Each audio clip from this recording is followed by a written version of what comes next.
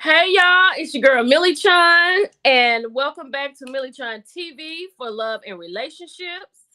We have been joined tonight again with Ebony, the Flight Hey Artiste, guys. and we have Alice Ward, our LPC professional, who is navigating us through all of this.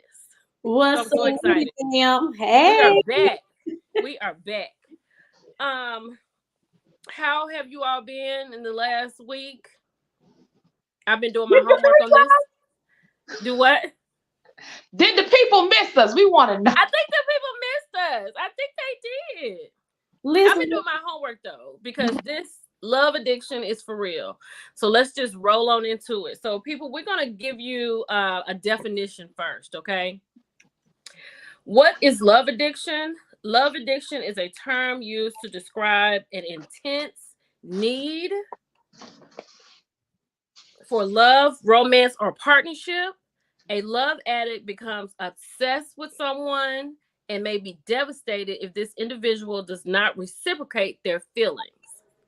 Those addicted to affection may have an intense longing to be loved and treated affectionately, even when this causes emotional harm or creates unhealthy relationship patterns. So, like, I understand what they're saying. Like, so why do people just stay in stuff like this when it's not like serving them or doing anything for them? They just need that. Well, so yes, because love is a need and we all need love. So love is not the problem, it's how you go about receiving love. Okay. That's where the problem comes in. Like the things that you do or don't do to actually get the love is actually, I think, where it comes from. Like that addiction is that forming a habit, forming behavior, or like you can't live life without this person. We'll just say more, or a thing, if you will. Because some people can be addicted to things like shopping, Right. television, like, so you can have other, form of addictions. But in this case, we're probably talking more from a person to person kind of addiction. And so it's kind of like you're being devoted to a thing, like that compulsive behavior. Like I can't, like you get so distracted, you lose focus of everything that's going on in your life. And so you just become laser focused on that person. Like your whole world, everything is on your prefrontal lobe is this person. Okay. Basically, like you're consumed with this person. All you think about, is this person. Some R&B songs are coming up at the moment, but I digress on that for a moment. But got it. Yeah. Okay. And then we have several types, right? We have several types. So, is love addiction for real? So it's a real thing. It's not necessarily, if you will, diagnosable per se. However, the symptoms connected to love addiction can be something that needs to be properly treated. A person may need to seek professional, help for it, because an addict is a person that's codependent on something. We most of the time recognize when we hear addict, we automatically go to drugs or some other substance use, but the behaviors are the same. You're just addicted to something different. One person may be addicted to, drugs, and you may be addicted to love, but some of those symptoms are going to look the same, because most people who are addicted to drugs can go through withdrawals if they don't have whatever their drug of choice is. And a person can go through withdrawals if they're not texting that person, if they haven't heard from that person, if they can't be with that person. So if you find yourself going through, excessive means, like some people who are addicted to drugs may find themselves stealing or taking from someone to get their need, you may be, if you will, let's say, stealing time from your family to be with this person. You may be finding other ways of trying to be creative, to be with this person. So you may, in a sense, almost be sacrificing, let's say, that who you are to be in a relationship or to be in space, I think, with this individual. And so some of it, because it can compromise relationships too. Because sometimes when a person it's almost like when a person starts dating somebody, it's like, oh, you're not around anymore. We used to be able to kick it on our whatever day we used to hang out, but now we don't. Right. And it's not necessarily, I won't say that is addiction per se, because if you're getting to know someone, of course, you need to spend time with them. But where it comes where it's unhealthy is when that's the only person you're spending time with. You've Right. isolated yourself. Right. And then that's kind of course, can lead into other, types of concerns like abuse, because sometimes that's a really big thing when people find themselves isolated. All you can, all you talk about is this person.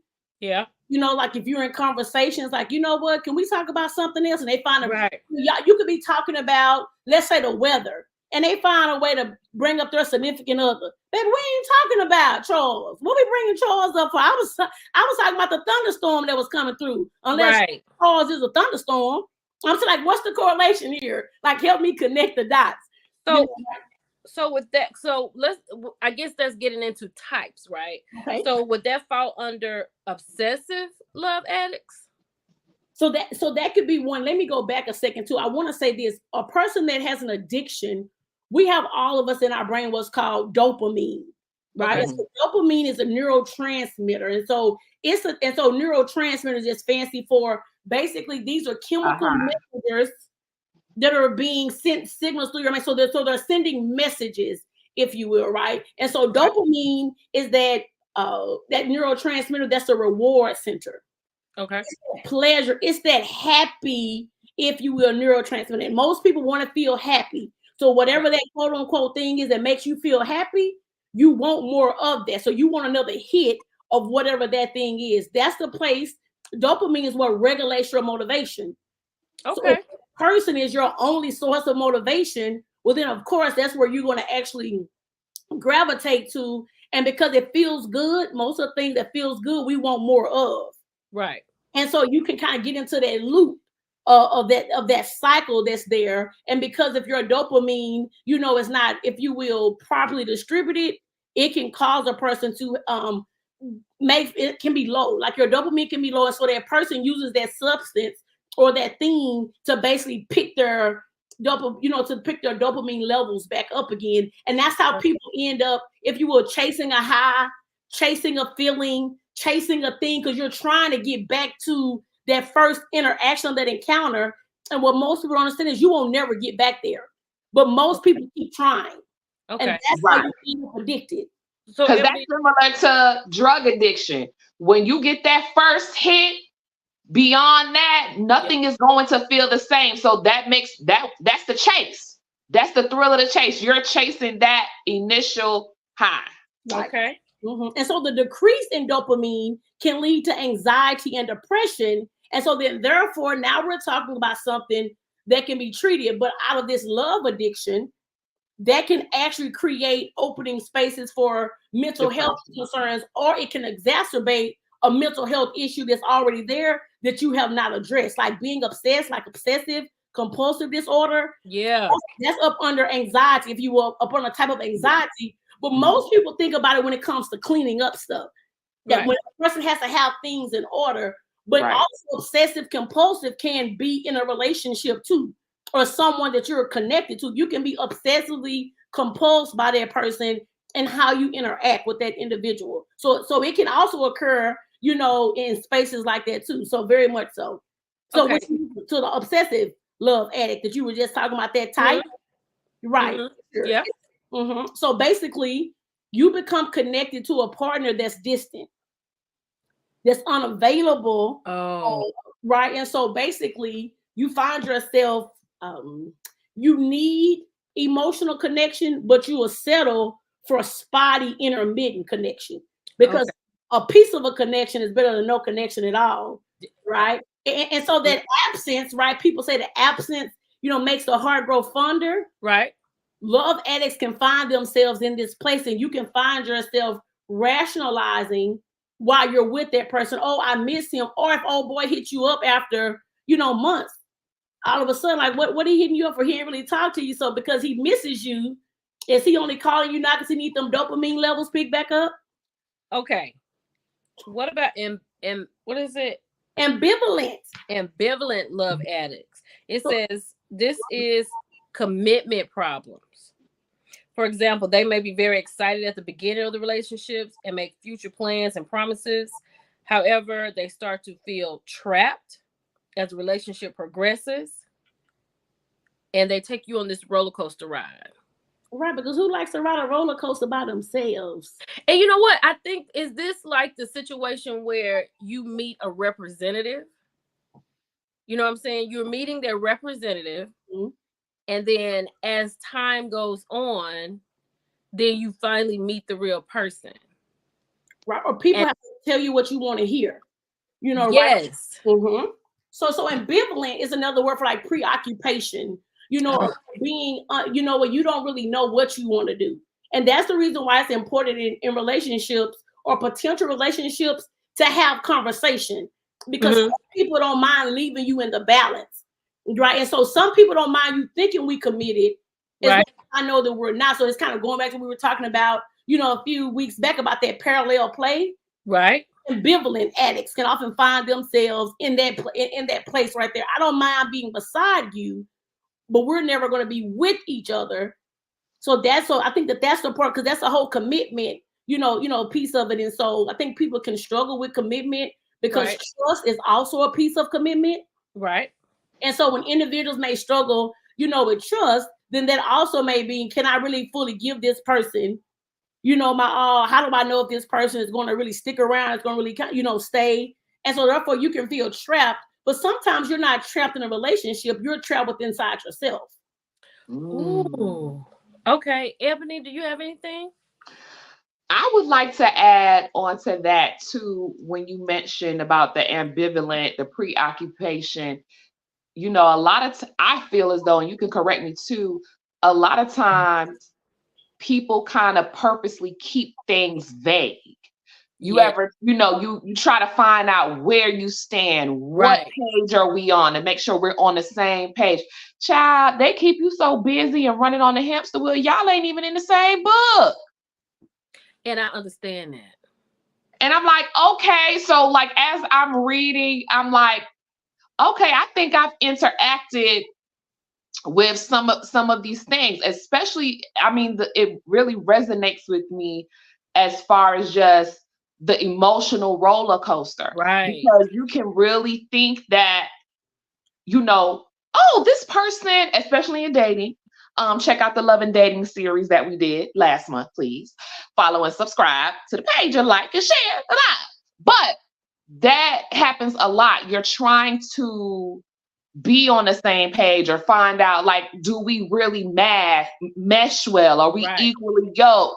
And the representative telling us all the things we want to hear Yes. and see and so on and so forth. And then down the line, things start to get shaky. So Alice was so gracious enough to send us some documentation. So I'm Right. gonna go into some of the signs that are symptoms of love addiction. Okay. All right. So I'm with you. the first one off the top we have to talk about. I'm gonna go through all of them, but the first one we got to get into: confusing love with obsession. Yes. Like, if you On the haven't, social media, they like, I want you to be obsessed with me. If I block you, I want you to email me. I want you to cash right. out me. That kind of thing. That really, really, really hit home, because social media will have you thinking these coming across as, somewhat toxic behaviors is a sign that someone loves you. So Yep. if you could just expand upon that, Alice, let the people know that it's poisonous. It's fruit from a poisonous tree. I think you already let the people know it's You true. already let them know, girl. I think you already did that, right? Yes. And what you were describing too is those unrealistic expectations and standards that actually exist, right? Often those double standards that exist. And obsession, is this ideal of I can't get enough of you, right? And so that can often create a power struggle in the relationship between two people, especially when the other person knows that you're obsessed. Because then now I have the upper hand in how we're going to navigate this relationship, right? So obsession is a one-way street. And obsession can be used a manipulative tactic. Right. Obsession right. When people say, because almost when I hear obsession, I think of Lifetime movies. Right. You know, when you Yeah. get, you know, in some ways, right? Right. You just kind of Yeah. like this whole person, they get fixated on this individual. And so then they find a way to devise a plan to be Yeah. with this person, and there's no lengths that you won't go to. That's when you need to actually pull back a second and saying, like, what lengths will I go to be with this person? Because that's the part where addict comes in, because it's like it's nothing I won't do to get what I need or to get what I want. And Right. when you don't have no limits, that's what's dangerous. When you find yourself up at 3 o'clock in the morning, you know, going to meet this person, or you find yourself draining money out your bank account to pay old girl, you know, for her stuff. If you find yourself sitting up here not making sure your needs are met, Right. you're taking care of someone else, that Right. makes you a part of obsession, because love is give and take. Obsession is give. Oh. So obsession takes, right? I gotta write that down. Okay. Well, let me go to this. Codependent love addicts. Will that tie in with that? A codependent love addict is addicted to being needed and may play the role of a rescuer or caretaker in their relationships. These love addicts may attempt to control partners' behaviors to save them.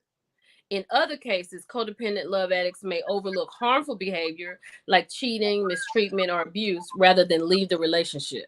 Right. That ties into that. That ties into the confusion with obsession. Right. And most of the time, too, it may be connected to abandonment, because some people would rather have someone there than no one there. Some people struggle with a space being empty, right? So, and it's for being alone. And so oftentimes people that may have a love addiction struggle with being by themselves. And so that's a question for yourself. If you struggle with being alone, you know, what is that about? What makes me say I always have to have a man, or I always have to have Right. by my side? Like, I don't like being with me. Then that's saying a lot about you as a person too, because that's also saying you don't know yourself, because anybody you meet, you want to know, you need to spend time with. That's right. Spending time with yourself, then how do you know you? And then if you're spending time with others, they can tell you who you are. And guess what that does? That allows them for to be able to tell you who you are. And that's kind of where that codependency comes in, is that you think that you can't live your life without them. Okay, well, let me read this about the codependent love addict. Okay. A codependent love addict is addicted to being needed and may play the role of rescuer or caretaker. Did I do that? Oh, no, I meant narcissistic. I've already read that for the codependent. So that all ties in, because if they feel like they can take care of you, they feel like you have something that they need, then they are needed. Right. And some people need to be needed. And most of the time, fixers or rescuers will end up in relationships with a victim, because a victim needs help and a fixer or a rescuer needs something to fix. Right. So they often align themselves with each other. A victim thinks that they can't do anything, and a rescuer thinks that they have to do everything. So how do you break that? Because I'm not saying there's a lot of people, I'm not saying that, but I'm just saying that is probably something that's happening in a lot of relationships that people don't recognize that. So how can you break that? So one of the things is going to be the outcome of what you're doing. Like, being a fixer is being an enabler. So basically that person has to keep coming back to you to solve their problems. So if a person doesn't ever learn to solve problems on their own and they keep coming to you, that's very dangerous, because that says is that you cannot think for yourself. And you want to make sure that you're in a relationship, especially as adults, with mature individuals that can think for themselves. Now, when there's a child involved, okay, that's different, because we know our brain isn't fully developed until we're 25, 26. But that's good. If I'm talking to an older adult and you're still needing somebody to think for you, then that's basically saying that in a sense that you don't know how to make decisions for yourself. And then therefore that's what becomes dangerous. So a fixer normally happens in childhood, right? Most of the time, how you can probably tell, if you're a fixer, if you're normally the oldest child, you're most likely a fixer. That's me. That's me too. You're normally the rescuer, you normally find the problem and fix the problem with Right. nobody asking. The issue becomes the person will tell you, I never asked you to do it though. And then your feelings hurt. There you go. And then it's so therefore you can really be in that song and dance of what that looks like. Now to help someone is empowering, right? So it's different. A fixer basically keeps you disabled. And so most people need to be needed. So you normally keep people in your life because you're afraid if they leave, then what you gonna do? So you create a need on purpose because some people don't want you to get well. Some people don't want you to be better because then you might not be in that relationship with them. So some people profit off of you being sick. Oh God. Right. So some people profit off of your way of needing them. So some people literally create the need for you to think that for yourself, like, oh, I can't do this without this person. Right. So I think that's and then you may have a situation where the person that may have needed is now in a different situation. Now the person that was fixing doesn't recognize the person that needed while they have, what I'm trying to say. The person who really needed the person, now that they're like on their way, now the tables have turned and now it's a problem for the person that was a fixer in the beginning. Mm-hmm. And then I think that can hold people somewhere where they don't want to be held. You know what I mean? And I think the other part with that too is asking yourself, do you have a problem with that individual having relationships with other people outside of you? Like, so if you think that you're the only one that person can be friends with, you're the only person that's dangerous. I think when you're in relationships with people, getting to know people, if you're the only person that they know, that's dangerous. Oh, Jesus. I want to interject and say something. When this whole thing, when you just said this, the first thing that came to my mind is supply and demand. Right. If I'm the one, right, then I don't want you getting your supply from nobody else. Right. You need me. I'm in high demand. You don't need no other supplier but me. So in other words, too, they kind of keep escalating and elevating what it is that they're doing for you to kind of show you, I'm that guy, I'm that girl. You don't need nobody else. I got everything for you. Ebony, that's it. That's a revelation, honey. That's a revelation. Ooh, that's a revelation, girl. That's why these conversations are needed. Because I think people because if you're trying to do this yourself, but you have to hear it differently. Because sometimes you'll think you're losing your mind. You have to verbalize it. You have to say it out loud because getting out of your head is extremely important. Another sign, which, in dating, you can run into this as well, being too vulnerable too fast. And that's a boundary issue, right? And so part of it is a thing called oversharing. Right? Yes. My husband and I were actually talking the other day, and he was going on a date, and he was like, "So, what's some good questions, to ask on a first date?" And I can't tell y'all the questions I gave him, but I think I gave him some really great questions. I was like, "You should have wrote them questions down. We could put them in a book or something." But one of the things that I remember saying to him is, "Keep it light." On the first day when you get to know someone, keep it light. Like, I'm not trying to know your life story because I'm trying to find out if I'm even interested in getting to know you. Right. Like most of the time we go on first dates and we already talk, we done got our wedding dress picked out. Oh, God. We already got the first song you gonna dance to. Right. Bridesmaids. Ready to move in. How many kids we gonna have? Listen, you don't even know this person. And so I think the first part of understanding dating is to get to know you. Right. That's the most important thing. I am getting to know you. And so that's how you can possibly tell too, if the relationship is progressing, it's based off of the questions in our conversation. Some people come out the gate because some people don't care. Some people will share with you whatever that is, but that person shared with me, a deep, secret they had or a trauma that they experienced. That could be a way of hooking you. And that's why you trauma bonding. Yeah, be very careful when you don't know them and they automatically start sharing because people love a good story. Absolutely. And they don't really care about what you're actually going through. Right. They're just sitting there for the story so they can have something to talk about to somebody else later. Right. And so some people are addicted to people just listening. Some people just want you to be there to listen to them. They don't want to do anything about it. Right? So I think that becomes something that's important when you're in space with people is, as I'm getting to know you, you need to set boundaries for yourself. What questions are okay for me to answer and what questions I'm uncomfortable? And it's okay to be able to say, I am not comfortable answering that question, right now. And if that person becomes upset or offended, the other thing is, another individual may be comfortable with sharing. You don't feel like you have to match what they share. Because somebody shared with you a childhood trauma, you think, I got to share with them a childhood trauma. You don't have to do that.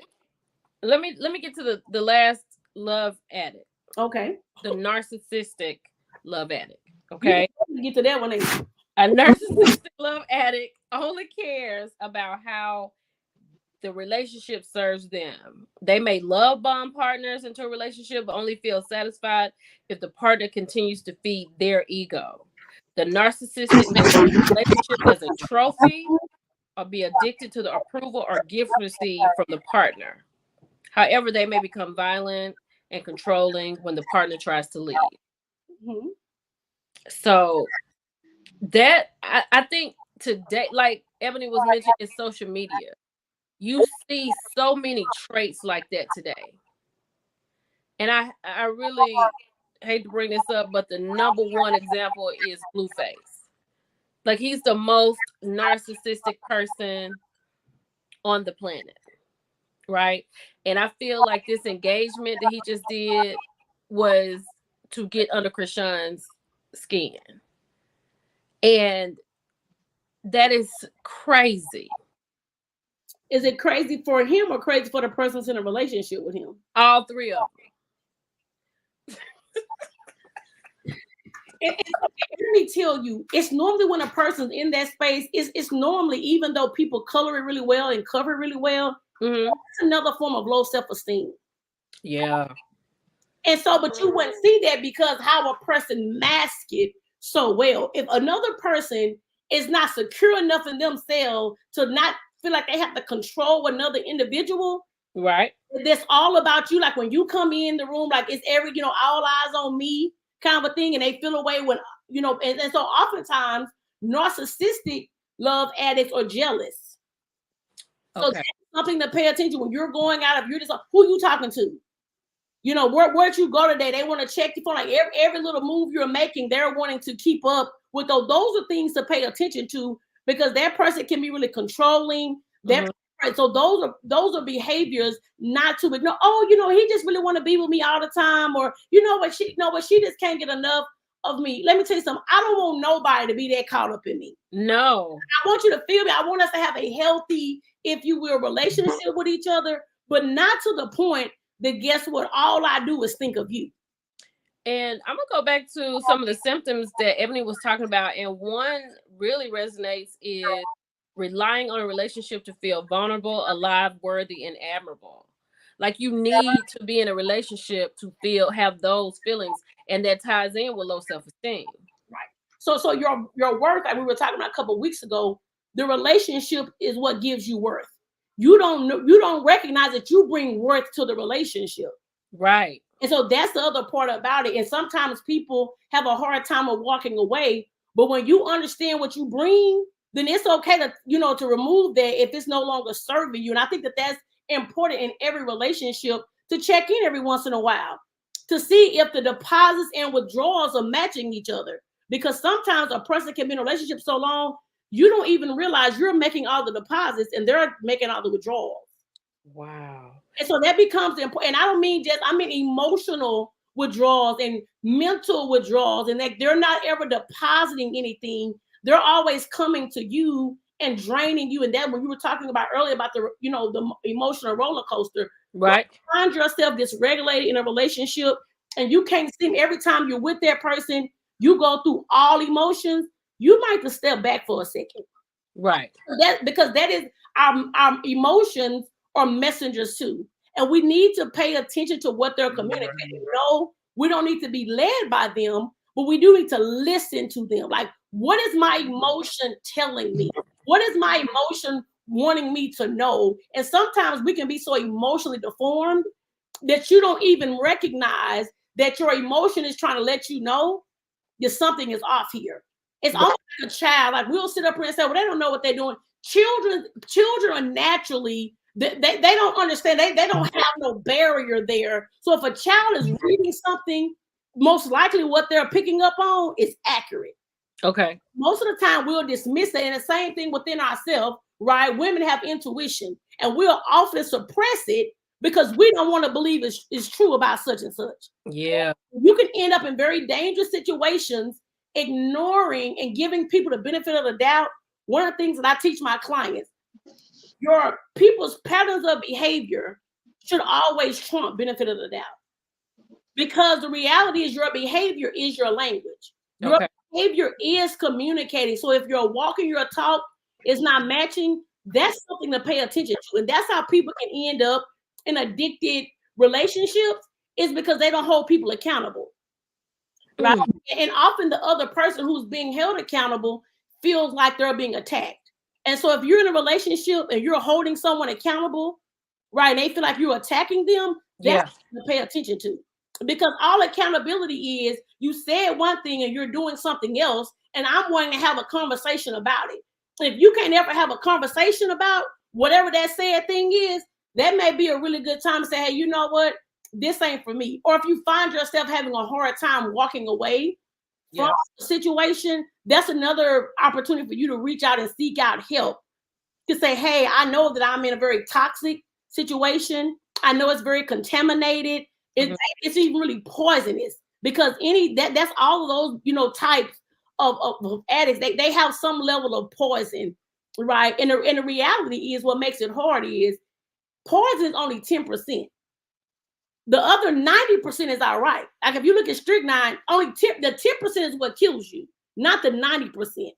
And most of the time in relationships, we focus on the 90%, and we're not paying attention to that 10% that could be possibly costing us our life, because it's a small amount. So you should never overlook small things, because small things is overlooked become big things that can become disastrous. Would you say, in addition to that, because I've experienced this, like sometimes. Here we go. I'm sorry about that. It's okay. I question, like, sometimes being in this situation, I'll be like, am I the crazy one? Am I crazy? Like, is this for real? Is this what's happening? And then I go to somebody else and I'm like, and I tell them the situation, I'm like, am I crazy for thinking this is what it is? Like, can that be attributed to that as well? It can be. The self-doubt, like, like doubting yourself. Mm-hmm. And they like that because if you're too busy doubting yourself, you can't focus on them. That's right. And you're looking for them to give you confidence. Right. And so you don't believe in yourself, because normally doubt can create a lack of confidence in oneself. And like, did I just see what I thought I saw? Or they'll kind of flip it and make you think kind of in that sense, no, you didn't see, like, I know I just read what I just read, right? Oh, and so it's like, no, I know I just saw what I just saw, right? So I think the other part is too, as individuals, the number one thing I think that would be helpful is learning to be okay with who you are. Learning to be okay by yourself, because when you fear being alone, right, that's called monophobia, the fear of being alone, you can often end up in situations where you end up being rejected, right, or abandoned by an individual. So that means, because you fear being alone, that person can tell you, well, you know what, if you don't have me, then you ain't gonna have nobody. And that often leads to, right, if I can't have you, can't nobody have you. Those kind of conversations. And some people will wear you down so much that you won't be good for anybody else. Also, the old saying, it's better to deal with the devil than the one that you don't. Listen. Right. But I might just meet an angel instead, But I think that's the other part too, that we can stay in spaces and places way too long. And it's okay. People need to know it's okay to walk away. And you can be like for 20 years. And it's okay to say, you know what, I'm going to wake up tomorrow and say, you know what, I'm starting over. I'm not going to keep dealing, I'm not gonna keep dealing with this. I'm not gonna keep going around and around, especially when you have a desire for one thing and he or she has a desire for something else. You cannot convince somebody to want something you want. Right. And like it says, you can't make a leopard change his spots.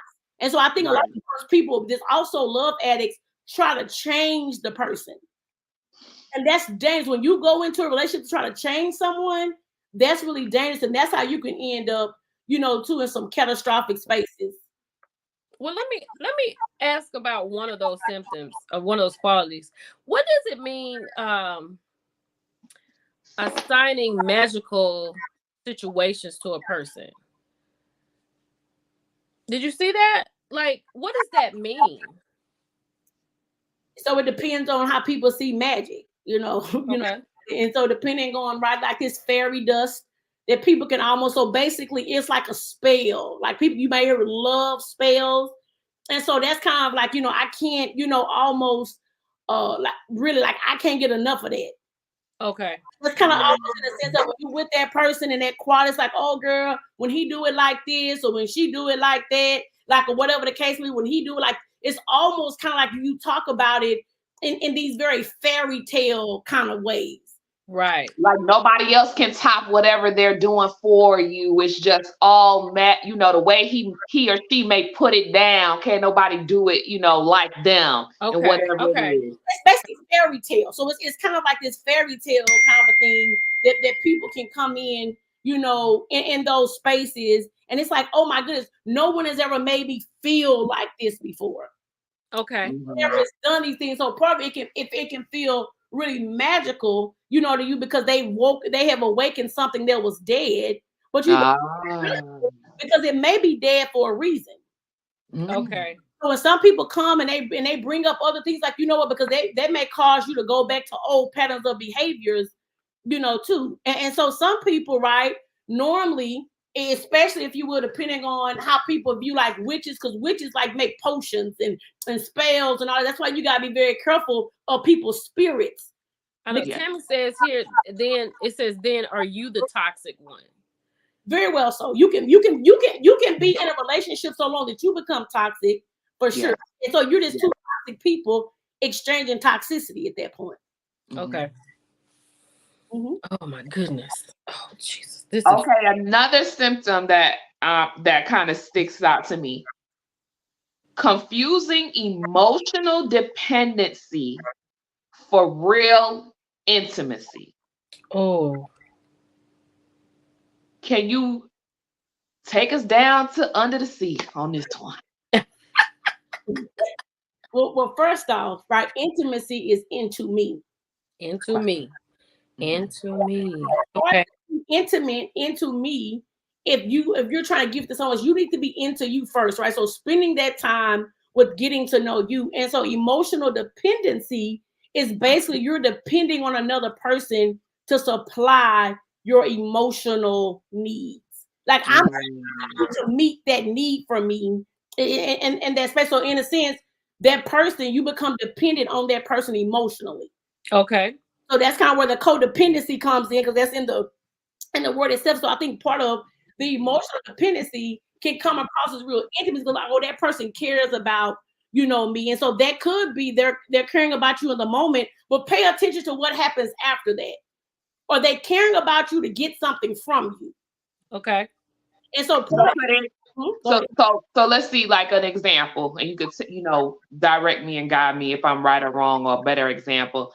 So say, okay, if I'm emotionally dependent upon somebody, so like if I wake up in the morning and I roll over and you don't greet me with a smile and say, kiss me on the forehead, have a great day, then my day has gone to hell on a handstand. Or why didn't you do this? What's wrong? Yeah. Is that a form could that be considered a form of the emotional dependency? Right. So so like if you don't have it, going back, you go through withdrawals or your whole day is messed up because that thing doesn't take place. And so often too, it's because emotional, like real intimacy carries conversation with it. Okay. Emotional dependency is more so projection. Okay. So you're not having, because so real intimacy says, I want to talk to you about not kissing me on the forehead today. I know that that's something that you normally do, compared to, emotion dependency says something must be wrong. I must not be doing, Okay. have changed, right? So part of it is you don't have conversation. So you try to change what you think is wrong without having a conversation, because what you don't know is nothing was wrong. I was just running late today. Right. Oh, okay. And then something it just rolls into just a snowball effect. That narrative, running that narrative in your mind. Right. And so that whole need for closeness, because as individuals, we all long for closeness too. But you got to be very careful who you get close to and who you let get close to you. Because you also, I'm a firm believer in asking oneself, what is the purpose of a person being in your life? You should ask yourself that every time you meet someone new, and when you're reassessing your relationships, what is the purpose of this relationship? What is the purpose of this person? Because it's often said, right, people come into our life for a season, a reason, or a lifetime. Sometimes you can assign a person the wrong one. They were really meant to be a season, and you've made them a lifetime. But if you ask yourself the question, what is their purpose? They may have started out as a lifetimer, but because of where you are and they are, they may have went to a reason. They have a reason to be here. And I think it becomes important not to misinterpret their meaning. And that can happen. Let me say this. I was talking to somebody, and we were talking about somebody that was getting ready to end like their relationship, whatever, right? She said, I can't believe that because they've been together for so long. Like, why would she do that? And I was really confused by her question, because I was like, what do you mean why? Like, it's no longer servicing her. Like, what are you talking about? And it was like she was in disbelief, because why would all this time go by, and what is it that's pulling apart, and what is she going to do? I was like, what do you mean? What is she going to do? She's going to live her life. And I was like, what are you talking about? Because I was so like, and then I had to get on the phone. I was like, look, I'm confused because I'm sorry, but I was saying something, and I mean, I understood what she was doing, but the way she questioned me, she was like, but, so I was like, let's just call on three-way. Because I was like, listen to this. And she had explained to her, she was like, this relationship is no longer servicing me, so I feel like it's time for me to go. She was flabbergasted. Like, how could you leave? There's nothing you can do. No, I've done everything. And you don't need to feel guilty, because some people will guilt you in staying into a relationship with them. Sometimes we stay in relationships because of history. That's we ain't got nothing new happening other than we done got 30 years in this thing. That becomes important. We ain't growing. You're not growing. I'm not growing. And we just here because we're familiar with each other. We got to be very careful keeping people around because they're familiar. And I think that's something in our culture, right? That is just like, this is your husband. It'll be okay. Y'all gonna go through a rough patch. It'll work out in the end. Well, see, it work out in the end when he can't go nowhere else. When he too old to go and do what he was doing. Or she done got too old. Now it's time for her to come in so somebody can help her. Now you'd have wasted all this time with somebody you could have been really happy. And I think in marriages, it can be a little bit, different, especially what we're actually talking about as far as this is concerned on when is it time, to walk away. Because I think that's a completely different. But if we're not married, because I think some people today really see marriage just like, oh, well, I'm out of here. That's not the same if you just dating someone. Like, I don't think people should just peace out in a marriage because it's not working. That's a little bit different to me. I agree. Married, listen, I can leave. You can leave. And I think that's the part of knowing it is okay to leave. But I think people struggle because, especially if a person has abandonment issues, you don't want to feel like you're leaving them. And I know some people have even used suicidal ideation to keep people in a relationship. Like, if you leave, I'ma hurt myself. If you leave, I'ma kill myself. And so people fear that person doing that, and so they stay there because they like, I don't want to be the reason, right, hurt themselves. And so some people really just stay, out of fear because they don't want that person, to hurt themselves. And I'll say that becomes something. If that's the case, you need to call and get that person help. They may need to go to a mental hospital, but you actually staying may cause you to go into a mental hospital. Well, okay, let's talk about some tips for overcoming love addiction. Okay. One here in specific that I think is fantastic. Avoid jumping into new relationships. Take time between your relationship to gain insight and seek healing. Jumping in too fast can lead to the same pattern over and over. So what you just described is grief. People need to give themselves time to grieve the previous relationship. Most of the time, we don't want to sit in grief because grief takes us through a gamut of emotions, and we would rather not just sit there. We would rather just get up under somebody else so we don't have to feel those things. And then that can be really dangerous to do that. So one of the things is allowing yourself to grieve, and it could be because you ended it, because they ended it. But when a relationship ends, that's like a relational death. Right. And so you need to give yourself time to process that, because if not, you're going to take all those toxins into a new relationship, and you're going to maybe be blinded by things that you need to be seeing in that other person that may and then cause you to become addicted or caught up in something you don't need to be caught up in. But grief has a way of blinding us, right? And so, but grief also have a way of helping us to see too, because grieving may also teach you what you need to do different the next time. So you do need to give yourself some time, and everybody's time may be different and what that looks like. But I do think it's unhealthy to get out of one relationship and hop into another relationship. I think that's very dangerous. And you owe it to yourself to give yourself time to be able to figure out what just happened here. What did I go through? What did I experience? And almost in a sense, you need to cleanse yourself, like that purification we were talking about. You need to cleanse yourself of that relationship, right? Because what we'll do is you'll go into the next relationship. I want you to do it like he did. I want you to cook like she did. I want you. And so you have all these demands, and you don't even understand that, baby, that was from your old relationship. Right. I'm a different person. Right. And so you gotta be very careful carrying old stuff into new spaces. Ooh. Ebony? I love how you, most times when we exit relationships, we always say, get over, we're getting over. I love that you use the word grieve, because that is exactly what needs to take place. I also believe that people, even myself, I did not understand grieving is not only for death in the physical form, but it is also the a relationship no longer being established, a connection no longer having a connection to this, this other person, whether it's a friendship or a relationship.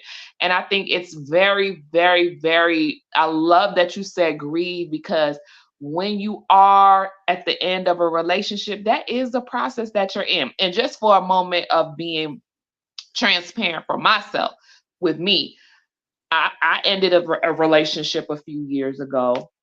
And there's two things that you mentioned: being okay, being lonely, right? I was in a long-term relationship. The simplest of things is just, I slept on one side. Of course, he slept on his side. It was so hard for me to move to the middle of the bed, because that signified that relationship is over. There's nobody getting in the bed with me. So that was a part of my grieving process as well, just sleeping in the middle of my bed. So you saying, you have to properly grieve and go through all of those emotions, that really resonates with me. And I hope it resonates with the people watching as well. And let me thank you for sharing that, too, Ebony. The other thing I want people to realize, if you stalking someone's page, I had that right here. Stalking. if you find yourself creating other profile names to go up under to stay up to date with a person, that may be something you need to, really kind of pull back from and say, hey, what do I have, going, or if you find yourself going onto the page that he or she is, whoever that person they date now, and you start reading up on who they are, what they do in real life. If you riding by his house, if you checking up on her and her job, these are how people really end up in really deadly situations. Yes. Ignore these. That's what I'm saying. We cannot be out here ignoring signs of people behaviors that could potentially say, hey, you know what? And then let me tell you this. If you can't tell your girl, your sister, your homie, your parents, whoever, if you can't let them know who you dating and who you kicking it with, that is a sign right there. Oh, that's a good one. Able to know who you talking to, because in case I need to roll up, I ain't to know where to go. The news is full of stories. Yes. People saw things, or sometimes didn't even know. If you can't let another person know what you're doing, number one, you're moving in secret. And so people are sick. And so you need to understand it, that if you can't tell whoever, you need to ask yourself, why can't I let this person know where I'm going? Why can't I share my location with this? Right. That's something you need to think about within yourself, too, or something else. You're still sharing your location with somebody you ain't even with no more. Listen. Right. Let it go. Cut it and off. this is for the young girls.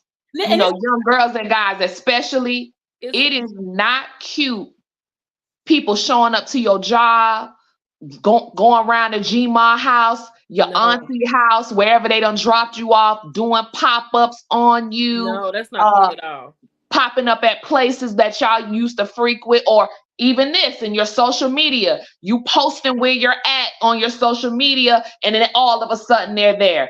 It's not cute. It is a dangerous, dangerous game. Be smarter and wiser and be safer. Yeah, and if you got a question, if I said that's where I was, and you got to keep questioning me, that's something to pay attention to. Right. And so not being okay and being okay with saying, hey, that's it. Not feeling like, because another thing is we can find ourselves over explaining, and over explaining is a trauma response too. If I it, say what you need to say, and that's the end. You don't need 5 other ways to say, hey, I was at my mama's house.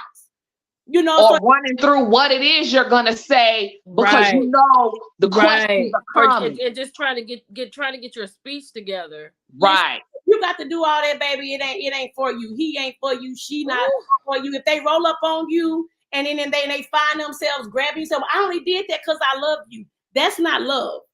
And that's people, that's control. Yes, and people use love, and that for some people, and people grab it. Especially women. Oh, he said he loved me. And so you have defined your definition of what love means according to what he's doing. But that's not what he meant by love. Love means for him infatuation. Love really may mean lust. Love may mean obsession, right? Love may mean, impulsivity. So you have to make sure you have a good definition of what love is, because one of the most powerful things that love will do, love will let you go. Love will be okay. Yeah, I may be. There it is. There it goes right there. Listen, but I am, because I love me enough that I am okay with letting you go if that's what you need. But if a person says you can't go nowhere, if you feel like you can't go nowhere, that's a sign. Maybe number one, you're not practicing self-love. But number two, when that person says I love you, most of the time people are in abusive relationships. That word is often thrown around so much. And also gift giving. After he done cut up or she done cut up, and they come buying you your favorite whatever, want to take you here, or texting you all the time, and their behavior change up. Especially when they know you about to walk away. Yeah. That's one sign you're gonna be. When people know you about to go in a different direction, they gonna turn it up a notch, like you were talking about earlier, Evan. They gonna kind of ramp it up because they don't want you to leave. Right. Because they want to be your only supplier. Ladies, this has been fantastic, yes, right? Yes. Let me end it with this last part. Love addiction usually comes from not having needs met or developing a solid sense of self. Overcoming these challenges can be difficult and painful. The good news is that with help and support, you can recover from love addiction and enjoy healthy and fulfilling relationships. So we all know that there is help. There is a silver lining. There is nothing that we cannot get over. There's nothing we cannot get through with the proper support that we need, because you can't do this by yourself. You just can't. Like, this is something that has it, like love addicts. This is something that's take a long time to form, and it's going to take a long time to unform. So, Alice, we're going to ask you for prayer to get out of this conversation tonight. But you all, we will be back next Monday.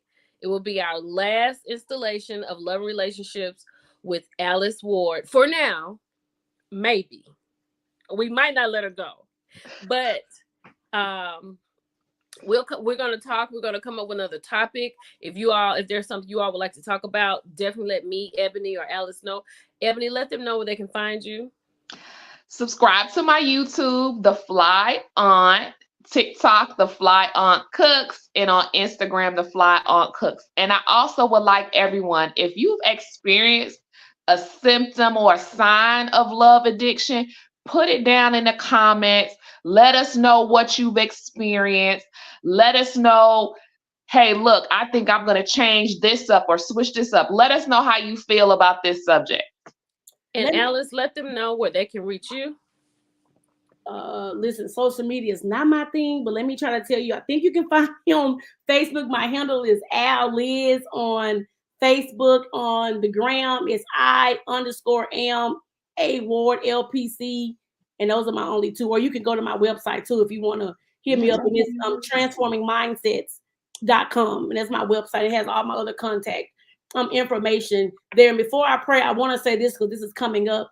There's somebody is in a situation right now that you feel like if you leave, that you're actually contemplating suicide right now. Like, somebody listening right now thinks that they cannot go on with their life if they do not have said person in their relationship or it connects with them.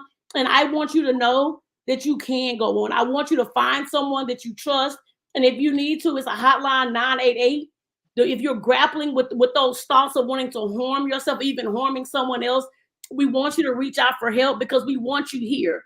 Your story is not over. But sometimes when we end up in spaces like this, we think we can't go on.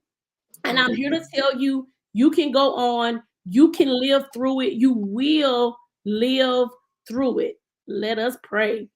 Father, we just thank you for this time. We thank you for this conversation, Lord, on tonight. And Lord, wherever the listeners may find themselves, whether they are in a love addicted relationship or not, I pray that they will become addictive to your love. I pray that they would recognize that the first love that they could ever experience, that's the purest form, Lord, is with you. Lord, I ask right now that you will break every chain, Lord, that's holding people in spaces and places that they don't no longer need to be. And I pray that you would give them the courage, Father, to walk away if they need to walk away. I pray that you would give them the courage to reach out for help. I pray that you would give them the courage to let someone know what they're dealing with, Father. And I come right now just asking, Father, that you will continue to help us bear each other's burdens, Father, that we will not be judgmental toward our sister or brother that finds themselves in a place that they find it hard to get out of. I pray that we will go and walk beside them and let them know that they're not alone, because I'm hearing someone feels like that they're alone, that they're in a relationship, yet they feel alone. And I just come right now, Father, I'm hoping wherever this may go and whoever this is for, that they would hear this message, that they are not alone, that you promise that you will never leave us nor forsake us, that you're always with us. And may we be a friend to someone, Lord, on today and on tomorrow and the days ahead. May we offer a helping hand. May we offer a smile. May we offer a listening ear. But most of all, may we offer love in all that we do and all that we say. It's in Jesus' name we ask it all. Amen. Amen. Thank you, Sarah Alice. I appreciate you being here. Thank you, Ebony, as always, for being here. And thank all of you for being here. It's your girl, Millie Chun, on Millie Chun TV. And we'll talk to you next week. Bye, y'all. Bye.